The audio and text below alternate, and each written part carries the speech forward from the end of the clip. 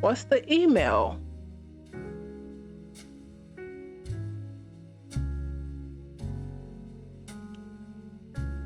Let's search this.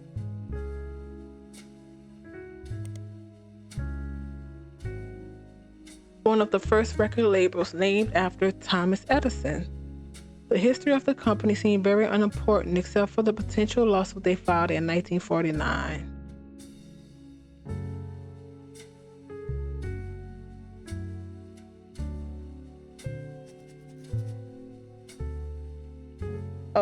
A website about lawsuits mentioned this is a fun case because the name of the lawsuit was actually the biggest problem for the person being sued. A record producer who called himself Edison was immediately outed as not being named Edison. Edsel was a German last name, and at the time of the founding of the company, the U.S. was at war with Germany. Okay.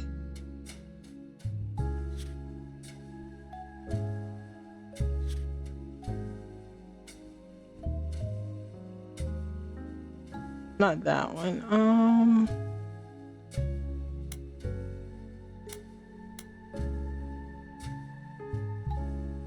Real last name. Okay. The company's founder immediately settled to try to get the case to go away, but the damage was done. We've getting a lot of stuff, but is it? We need to figure out where people go. Okay, let's go back here. Your spouse was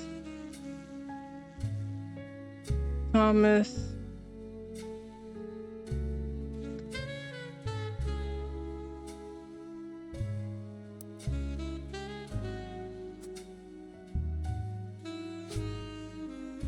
Oh, nope. Edsel. You were a singer. Wait, is that not here? That's, I guess, artist. They split up.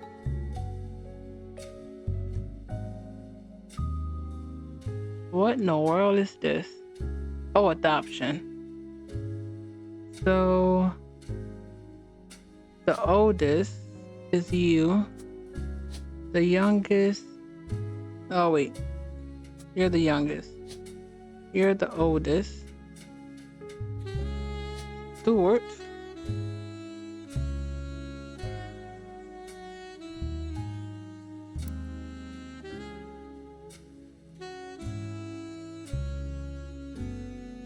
And Mark. Clementine. And then Mark would have, I'm guessing that's right. Clementine.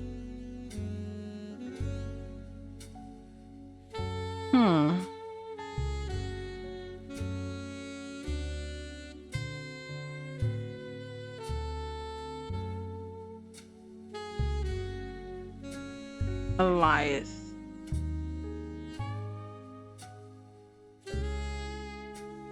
Let's do Stuart.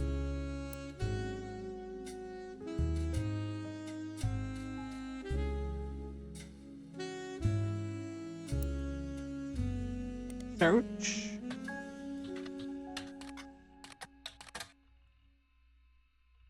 Isn't that popular of a last name, and you managed to find the Stuart Clementine listed as one of many names as an emergency service website in New Orleans. Oh, you were the police officer. Okay, so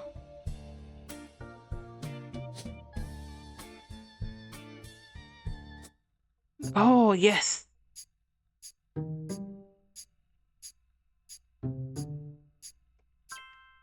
Elias, Miracle. Joanna was right. It was Robertson. Okay. Miracle. Oh, so okay. Clementine, Elias. And what is your wife name is?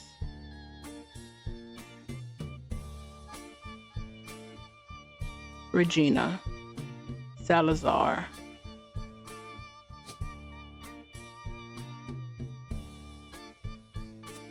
Okay.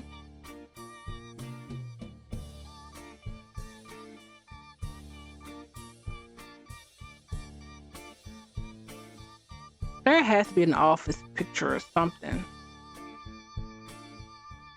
Thomas Edsel. Let's do that.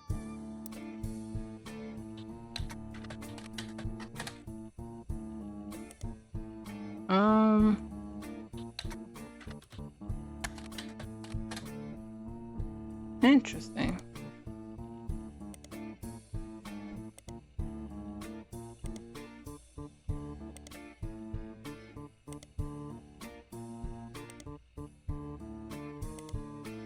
I'm pretty sure that's right.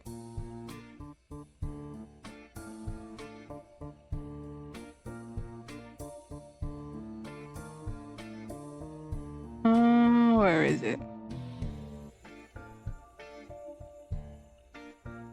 Sterling. What crap.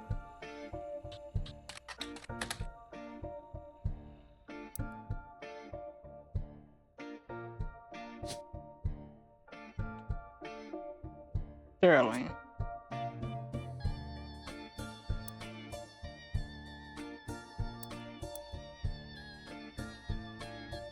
Now let's go up.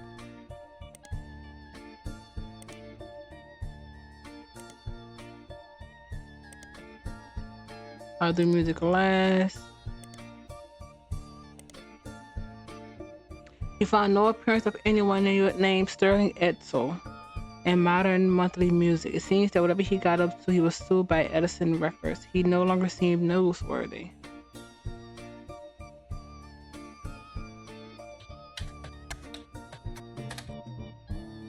Edison.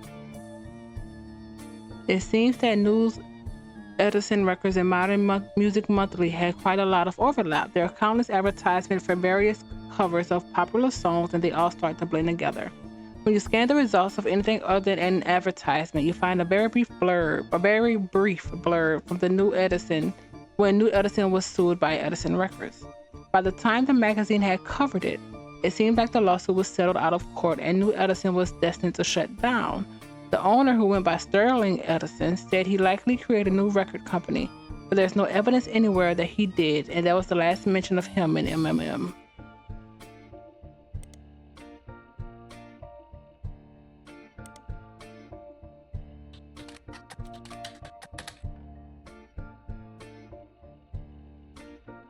I need to find these records.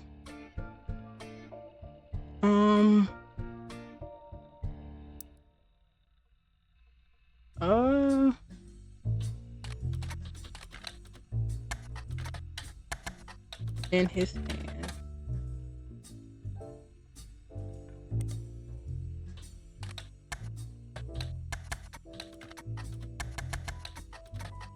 In his hand.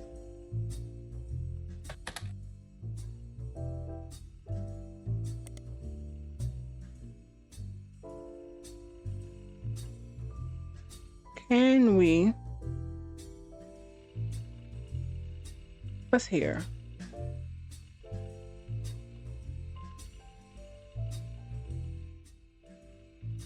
Oh, I didn't realize we can do that.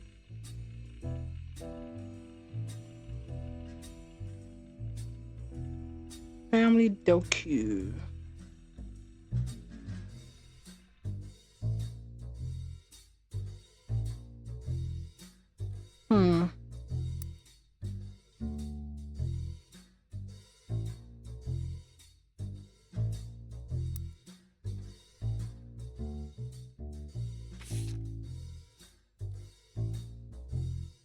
Can I pick? Let's see. I don't think I can. Can we? Oh, we fixed them.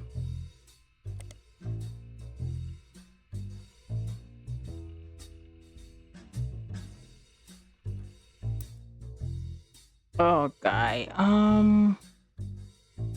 What do we have left?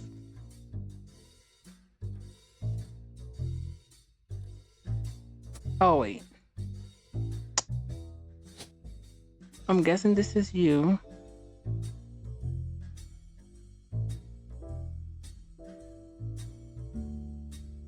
Oh wait, let's do you. You were, who were you again?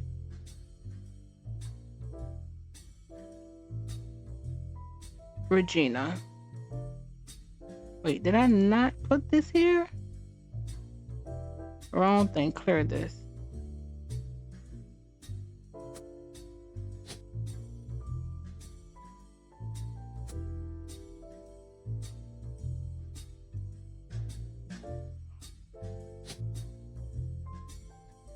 Regina Salazar.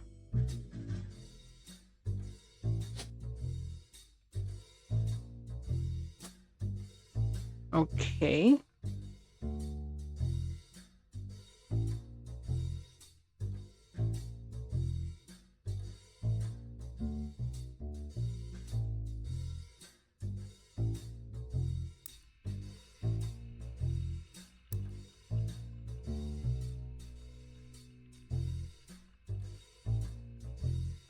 Let's do Christina. Christine Garland. Oh no, I did that. Don't need to do you right now.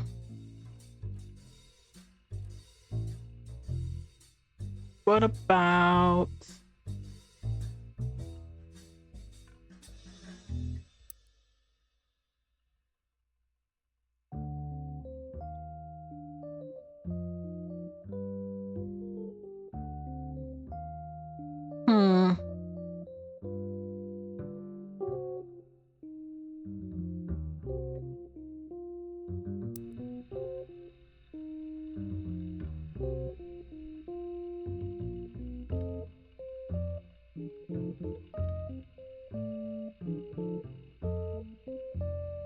Linda Lewis?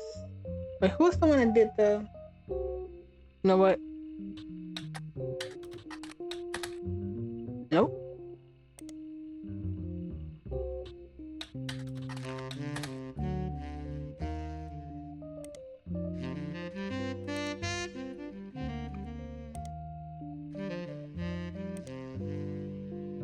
Petit.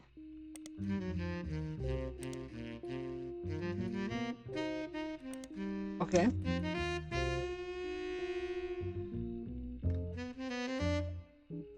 The next one was Lisa.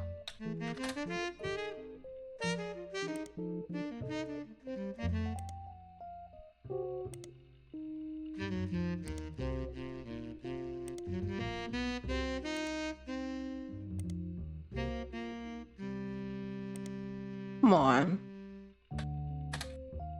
All right.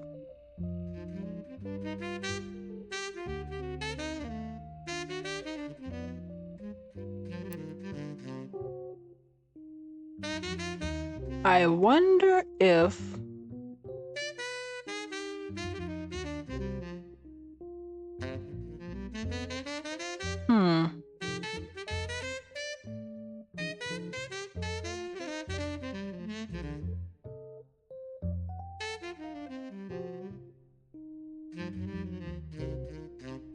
Mark Clementine.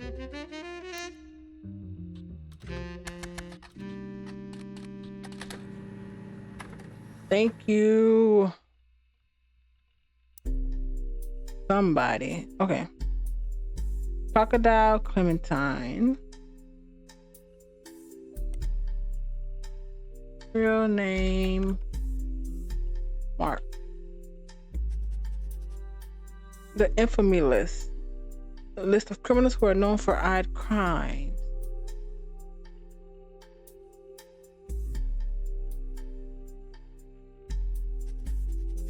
Although his nickname would imply he hails from Florida or Australia, he is from being from Los Angeles. He has a pretty big entry. He seems like a real piece of work.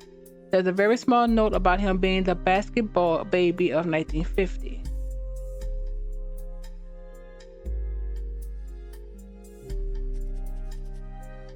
But most everything else comes from his adulthood. He lost his job in 1975 as a pilot for a regional airline after he tried to board the wrong airline plane. He was drunk. He was charged with trespassing and assaults.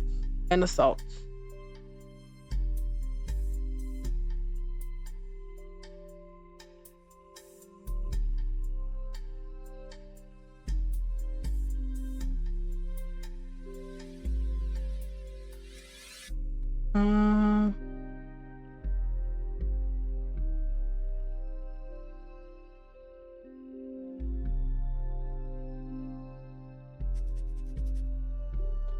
In 1982, he was arrested for transporting smuggled animals over the Canadian and Mexican borders for an illegal reptile supplier in Los Angeles. He was apparently quite successful for the first 4 years, and was caught when he had to make an emergency landing in Portland after he was bitten on the foot by a crocodile, hence the nickname. Apparently, the Portland Telegraph is credited as having given him his nickname. His mugshot from this incident has been added to your photos. In 1993, he was released on parole, but his freedom didn't last long. He was arrested in 1994 in San Diego for violating it in an attempt to visit his daughter's graduation. Oh, wow.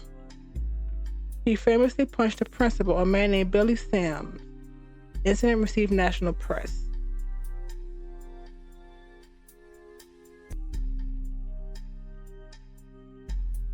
Violate restraining order in 94. But they should let him go to his daughter's graduation, at least.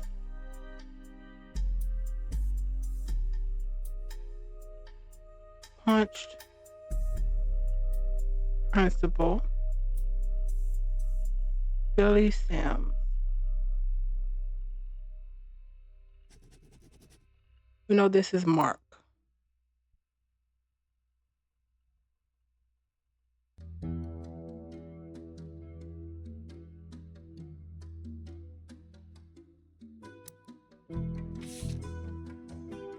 You found this mugshot. It's Mark Clementine. You gotta be the dad. Like, come on. If you're not married to Miracle, that would be crazy.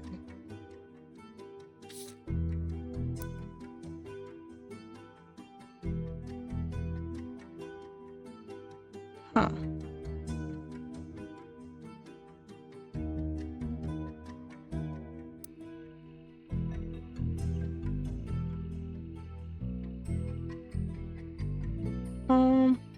The infamy list. Massive list of the it's the same thing. Billy Sims.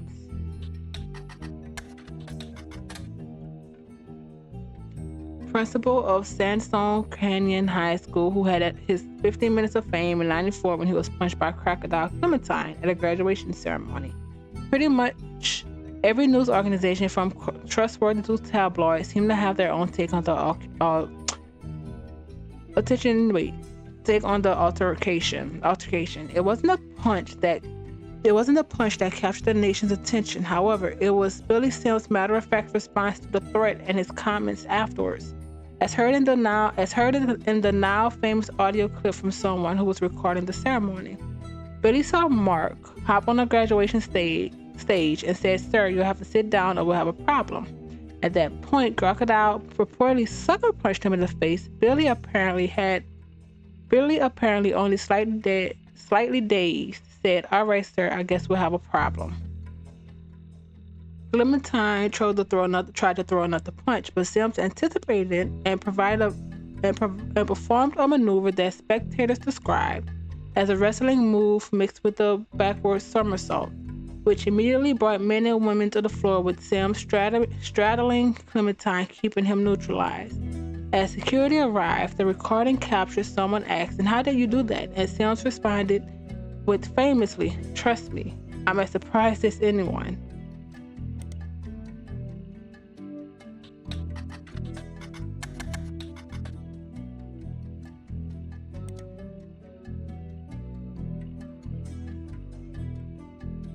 The Butler County Times did report on Billy, but the information seems redundant with the basic information you can find about the incident from the internet.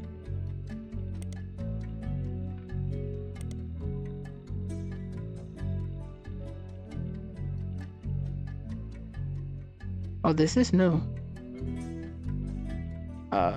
The goal was to paint a picture of the two men involved from others who knew them better. Not only did they manage to interview Sam's wife, Carla,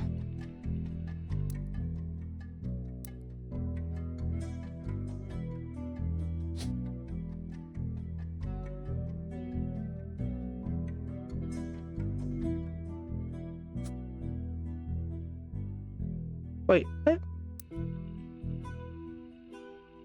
As well as multiple staff members at his school, but they hunted down Colleen Wells, Mark's ex-wife.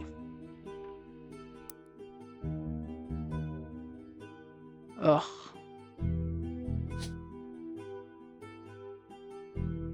And then it was Webb.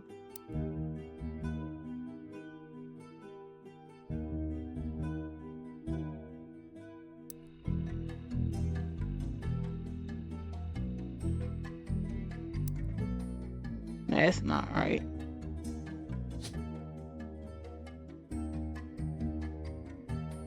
There we go.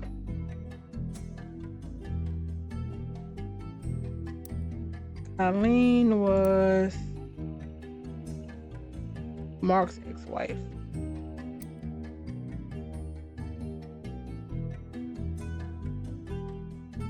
Oh, that's right.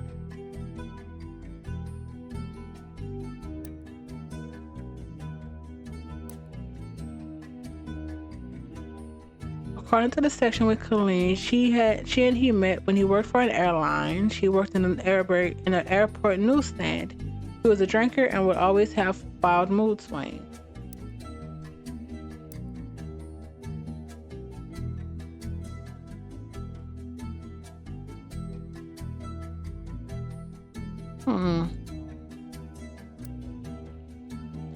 When he was charged with assault on a fellow pilot in 1974 and lost his job, they divorced. At the time, she was pregnant with their second daughter, and she felt she needed to get out before things get worse.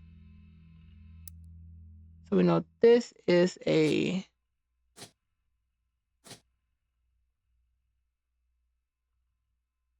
Oh, really?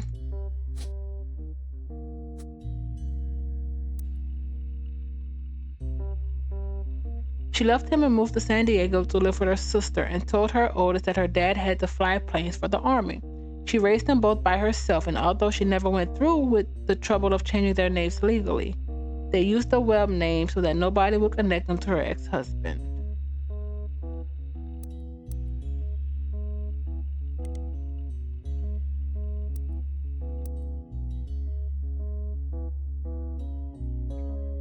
Oh, man.